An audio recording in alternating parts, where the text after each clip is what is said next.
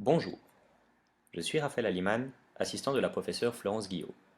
La présentation qui va suivre a pour but de vous présenter la réserve de l'ordre public en droit international privé suisse. La présentation traite de l'ordre public tel qu'il intervient dans le cadre de la détermination du droit applicable lorsqu'une règle de conflit de loi de la LDIP est appliquée.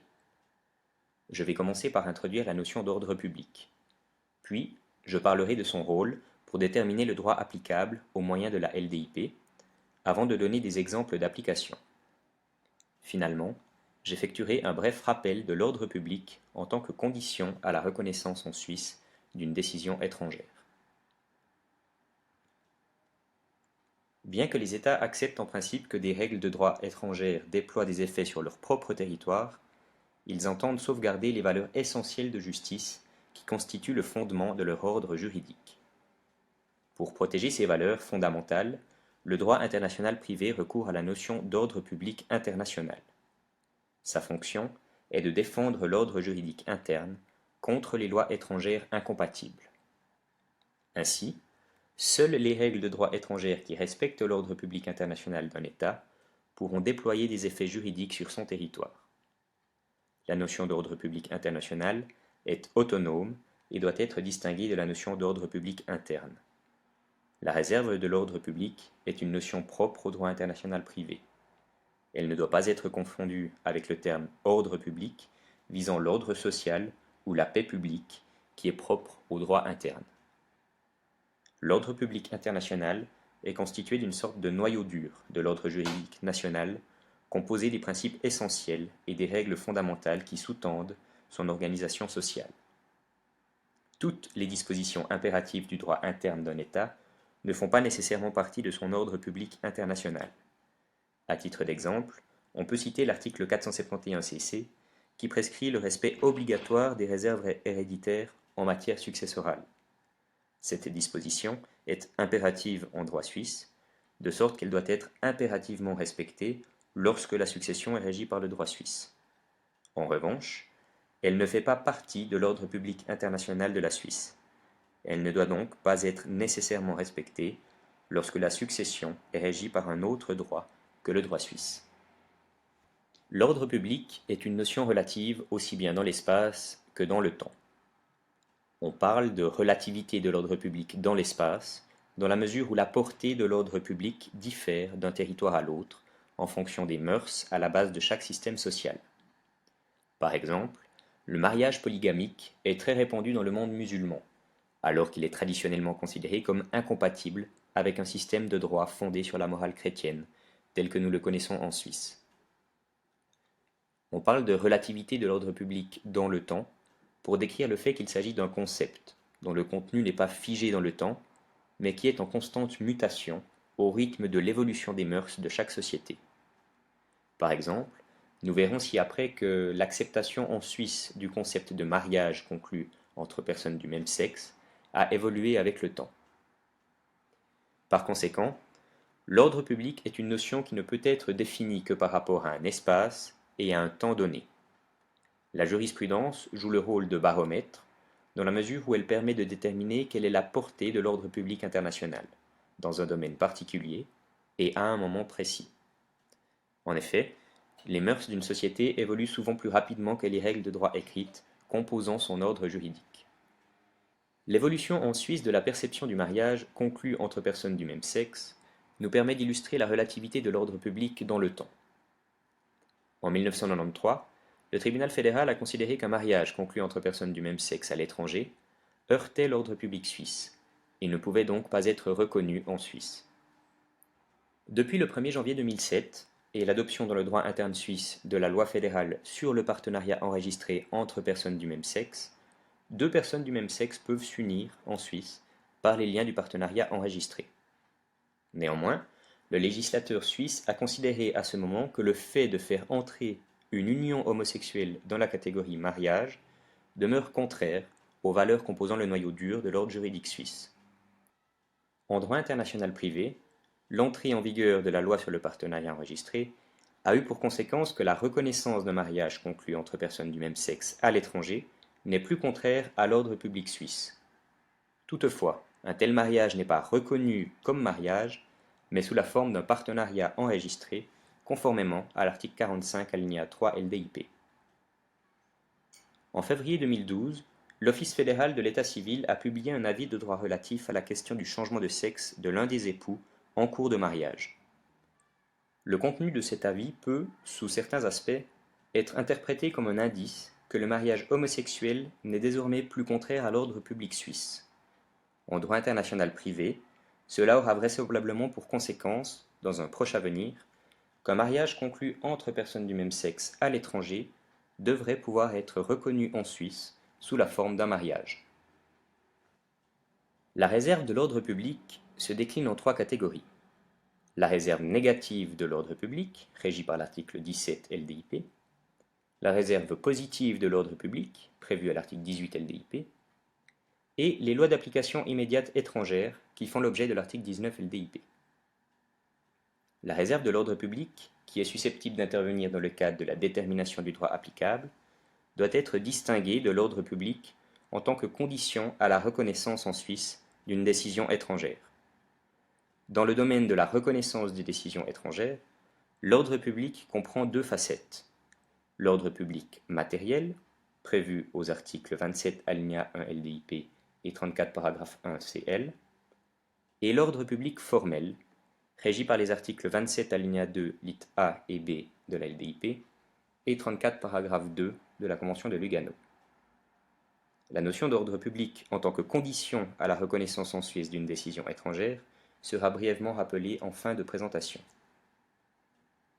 Cette présentation est consacrée uniquement à la réserve de l'ordre public dans le cadre de la détermination du droit applicable, en application des règles de conflit de loi de la LDIP. Ainsi, nous examinerons pour chacune des trois catégories précitées leurs notions, leurs conditions d'application et leurs effets. Dans un premier temps, nous nous concentrons sur les notions de réserve négative de l'ordre public, de réserve positive de l'ordre public et de loi d'application immédiate étrangère. Abordons en premier lieu la réserve négative de l'ordre public, de l'article 17 LDIP. Elle permet d'écarter l'application d'un droit étranger qui a été désigné par la règle de conflit de loi. Autrement dit, lorsque la règle de conflit de loi désigne un droit étranger dont l'application à la situation considérée conduirait à un résultat incompatible avec l'ordre public suisse, l'application de ce droit est exclue.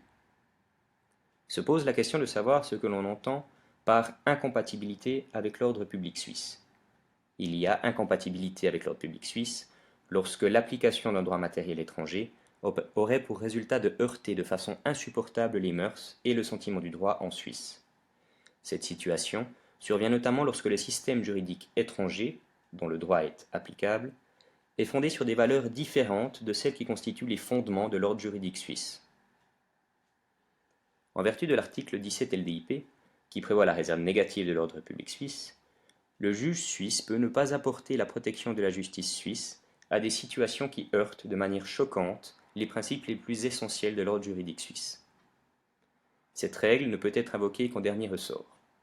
Elle n'intervient que lorsqu'aucun des autres correctifs prévus par la LDIP ne permet d'écarter un droit étranger.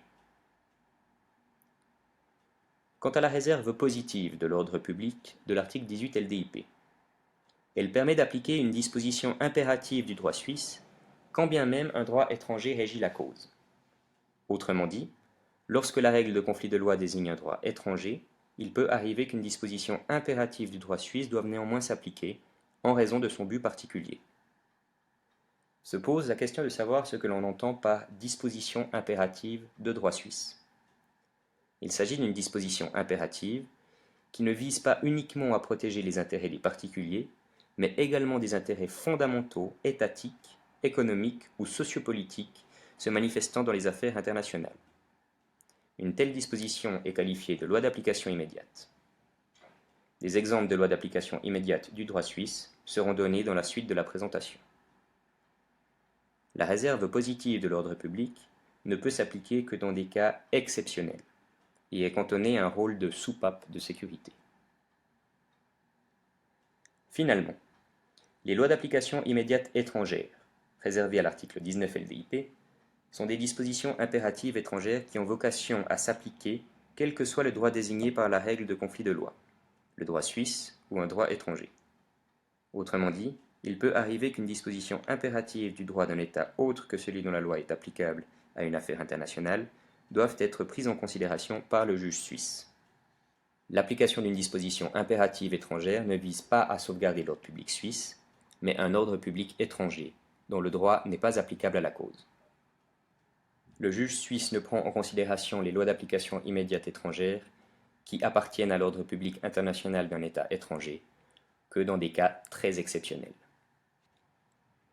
Traitons désormais des différentes conditions d'application propres à chacune de ces institutions. Pour que l'article 17 LDIP relatif à la réserve négative de l'ordre public puisse intervenir, trois conditions doivent être réunies. Un droit étranger est désigné par la règle de conflit de loi.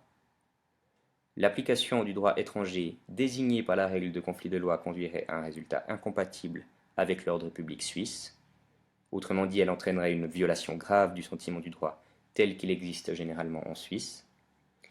Le simple fait qu'une règle de droit étrangère diffère du droit suisse ne suffit naturellement pas à la rejeter au nom de l'ordre public. Il faut vérifier, dans chaque cas d'espèce, si l'application de la règle de droit étrangère conduirait à un résultat incompatible avec les principes essentiels du droit suisse. Enfin, la clause entretient un lien suffisant avec l'ordre juridique suisse. Plus la cause a des liens étroits avec l'ordre juridique suisse, plus la réserve de l'ordre public intervient avec rigueur. Pour que l'article 18 LDIP relatif à la réserve positive de l'ordre public puisse intervenir, deux conditions doivent être réunies. Un droit étranger est désigné par la règle de conflit de loi, et le droit interne suisse contient une disposition impérative qui doit s'appliquer quel que soit le droit désigné par la règle de conflit de loi. On désigne ce type de disposition par le terme loi d'application immédiate. Quant à l'article 19 LDIP, régissant les lois d'application immédiate étrangères, quatre conditions doivent être réunies pour qu'il puisse intervenir. Le droit suisse ou un droit étranger est désigné par la règle de conflit de loi. Le droit interne d'un autre droit étranger contient une disposition impérative qui doit s'appliquer quel que soit le droit désigné par la règle de conflit de loi. Seule l'interprétation de la norme étrangère selon la loi étrangère permet de déterminer si elle a un caractère impératif au niveau international et si elle peut ainsi être qualifiée de loi d'application immédiate. La situation présente un lien étroit avec le droit auquel appartient la norme étrangère. Par exemple, s'agissant de mesures de protection du travailleur, le droit de l'État dans lequel s'effectue le travail peut entrer en considération pour fonder ce lien étroit. Finalement, il doit exister des intérêts légitimes et manifestement prépondérants au regard de la conception suisse du droit dont le respect impose l'application de la norme étrangère. Cette condition suppose un jugement de valeur. L'application de la norme étrangère doit permettre au juge suisse de rendre une décision adéquate au regard de la conception suisse du droit, compte tenu du but qu'elle vise et des conséquences qu'aurait son application. L'intérêt à l'application de la norme impérative étrangère doit être digne de protection selon la conception suisse du droit et l'emporter manifestement sur l'intérêt à l'application de la lex causae. Examinons désormais les effets de ces trois bases légales. L'intervention de la réserve négative de l'ordre public de l'article 17 LDIP a pour effet d'écarter le droit étranger désigné par la règle de conflit de loi. Dans certains cas, ce résultat est suffisant. Toutefois, la simple éviction de la loi étrangère ne suffit pas lorsqu'il est nécessaire de trouver une solution juridique. Dans ce cas, c'est en principe le droit suisse qui va s'appliquer à la place du droit étranger écarté. L'intervention de la réserve positive de l'ordre public de l'article 18 LDIP a pour effet de prescrire l'application d'une disposition impérative du droit suisse à côté, ou autrement dit en plus, du droit étranger applicable à la cause. Les lois d'application immédiate contiennent en général la solution juridique qu'il convient de retenir dans le cas considéré pour sauvegarder l'ordre public suisse. La disposition impérative du droit suisse s'imposera donc, quel que soit le droit étranger désigné par la règle de conflit de loi. Finalement, l'article 19 LDIP a pour effet de prescrire la prise en considération d'une disposition impérative étrangère à côté, ou autrement dit en plus, du droit applicable à la cause. Le juge suisse ne doit pas nécessairement appliquer la loi d'application immédiate étrangère, mais peut seulement la prendre en considération. S'il décide de la prendre en considération, il dispose d'une large marge d'appréciation pour déterminer de quelle manière il entend intégrer la disposition impérative étrangère dans son raisonnement juridique. À titre d'exemple, examinons l'affaire de l'ATF 129-3-250. Dans cet arrêt, le tribunal fédéral a eu à traiter d'un cas de divorce entre époux iraniens dont la femme était domiciliée en Suisse, alors que le mari résidait avec leur fils unique en Iran. Parmi les différents effets accessoires du divorce, le tribunal fédéral s'est notamment posé la question de l'attribution de l'autorité parentale sur le fils unique des époux. Son raisonnement a été le suivant. La question de l'attribution de l'autorité parentale est, en application des règles de conflit de loi, régie par le droit iranien. En droit iranien, l'autorité parentale sur les enfants mâles est attribuée d'office au père après l'âge de 2 ans. C'est la règle du walayat. L'application de ce cas du droit iranien aurait donc pour conséquence d'attribuer l'autorité parentale sur le fils d'office au père, sans tenir compte du bien de l'enfant. Cette règle entre en contradiction avec le principe du droit suisse, selon lequel l'attribution de l'autorité parentale à l'un des parents ne peut être décidée qu'en tenant compte du bien de l'enfant. La réserve négative de l'ordre public, prévue à l'article 17 LDIP, doit intervenir pour protéger ce principe essentiel du droit suisse. La règle de droit iranienne, contraire à l'ordre public suisse, doit ainsi être écartée au profit des principes applicables en droit suisse. En effet, l'attribution d'office de l'autorité parentale sur l'enfant à l'un de ses parents sans égard aux circonstances du cas d'espèce ne permet pas de tenir compte du bien de l'enfant, qui est un principe essentiel du droit suisse. Au vu du résultat incompatible avec l'ordre public suisse, auquel le droit iranien désigné par la LDIP mènerait, le tribunal fédéral a estimé qu'il était nécessaire d'écarter l'application de cette loi étrangère. En outre, il a estimé que le droit matériel suisse devait s'appliquer dès lors qu'il était nécessaire de trouver une solution juridique quant à l'attribution de l'autorité parentale. La simple éviction de la loi étrangère n'aurait en effet pas suffi en l'espèce. Après une appréciation des éléments en présence, le tribunal fédéral a décidé, en application du droit matériel suisse, d'attribuer l'autorité parentale sur l'enfant à sa mère. La jurisprudence du tribunal fédéral consacre rarement la qualité de loi d'application immédiate au sens de l'article 18 LDIP à des règles impératives du droit suisse. Saisi de différents litiges à ce propos, notre haute cour a eu l'occasion de se prononcer à plusieurs reprises sur cette question. Serez-vous du même avis que le tribunal fédéral?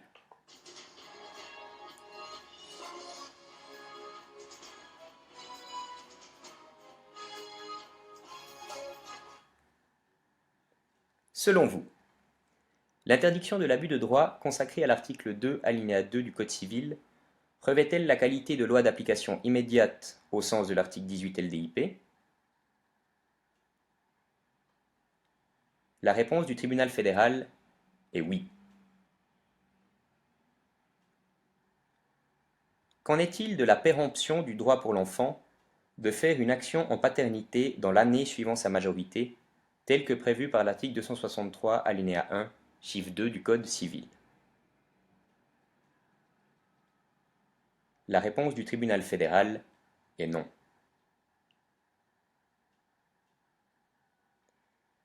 Et la nullité du contrat d'achat d'un immeuble en Suisse par une personne à l'étranger en l'absence d'autorisation, conformément aux articles 2 alinéa 1 et 26 alinéa 1 de la loi fédérale sur l'acquisition d'immeubles par des personnes à l'étranger? La réponse du tribunal fédéral est oui. Finalement, est-ce que le droit à des intérêts moratoires prévu à l'article 104 du CO revêt la qualité de loi d'application immédiate? La réponse du tribunal fédéral est non. Dans un ATF 131-3-418, le tribunal fédéral a eu à trancher d'un litige dans lequel il a examiné l'application de l'article 19 LDIP. Un débiteur avait remis à une banque 2 pièces d'or antiques, provenant d'Inde, en nantissement, à titre de sûreté pour un crédit qu'elle lui avait accordé. En vertu du droit suisse, applicable au litige puisque désignée par les règles de conflit de loi, la garantie est constituée valablement. L'Inde a agi en revendication contre la banque en invoquant son titre de propriété sur les pièces d'or découlant de ses règles de droit interne. En effet, en vertu du droit matériel indien, les pièces sont la propriété de l'État indien, puisqu'elles constituent des antiquités exportées illicitement d'Inde. Le tribunal fédéral a ainsi été amené à examiner la question de savoir si ces règles de droit matériel indien pouvaient s'appliquer à titre de loi d'application immédiate étrangère. Cas échéant, elles auraient été prises en considération par le tribunal, quand bien même le droit matériel suisse était applicable au litige. Le tribunal fédéral est arrivé à la conclusion que ces règles de droit matériel indien ne pouvaient pas s'appliquer en l'espèce, en vertu de l'article 19 LDIP. Pour finir, nous profitons de rappeler brièvement le concept d'ordre public en matière de reconnaissance des décisions étrangères. Ce rappel est utile dans la mesure où la portée de l'ordre public n'est pas exactement la même en matière de reconnaissance des décisions étrangères que dans le domaine du droit applicable. Une décision étrangère doit être compatible avec l'ordre public international de la Suisse pour pouvoir être reconnue en Suisse. Autrement dit, une décision étrangère ne peut pas être reconnue en Suisse si elle est incompatible avec l'ordre public international suisse. La réserve de l'ordre public intervient dans le contexte de la reconnaissance pour garantir que seules les décisions étrangères qui respectent les valeurs essentielles et les règles fondamentales du droit de l'État requis puissent déployer des effets sur son territoire. Comme il a été rappelé au début de cette présentation, l'ordre public a deux facettes en matière de reconnaissance. L'ordre public matériel, régi par les articles 27 alinéa 1 LDIP et 34 paragraphe 1 de la CL, et l'ordre public formel ou procédural, dont traitent les articles 27 alinéa 2 lit A et B de la LDIP et 34 paragraphe 2 de la Convention de Lugano. Il y a violation de l'ordre public matériel lorsque le contenu de la décision étrangère viole de façon intolérable le sentiment du droit tel qu'il existe dans l'État requis. Il y a violation de l'ordre public formel lorsque la décision étrangère viole les principes fondamentaux du droit de procédure de l'État requis. La reconnaissance en Suisse d'une décision étrangère n'est possible qu'à la double condition qu'elle soit compatible avec l'ordre public matériel et l'ordre public formel suisse. On parle d'effet atténué de l'ordre public, en ce sens que la portée de l'ordre public est plus limitée en matière de reconnaissance d'une décision étrangère que lorsqu'il s'agit de rendre une décision en application de droit étranger. Cela s'explique par le fait qu'il convient d'éviter de créer des situations juridiques boiteuses. La réserve de l'ordre public doit par conséquent être appliquée avec retenue en matière de reconnaissance des décisions étrangères. C'est pour cette raison qu'on trouve le terme manifestement incompatible avec l'ordre public dans les motifs de refus de reconnaissance. Pour des approfondissements et des compléments relatifs à l'ordre public en matière de reconnaissance et d'exéquatur des décisions étrangères, je vous renvoie à la présentation ayant pour objet les conditions de la reconnaissance et de l'exéquatur des décisions étrangères en droit international privé suisse. Je suis désormais arrivé au terme de la présentation de la réserve de l'ordre public en droit international privé suisse. Je vous remercie de votre attention.